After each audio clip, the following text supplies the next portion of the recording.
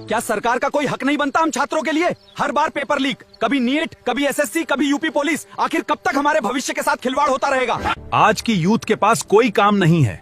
ये कॉकरोच हैं जो सिर्फ फालतू के सवाल पूछते हैं सोशल मीडिया पर। नमस्कार मेरे दोस्तों, सिस्टम ने हम लोगों को बेरोजगार कॉकरोच बोला है, लेकिन अब यही कॉकरोच अपनी आवाज उठाएगा।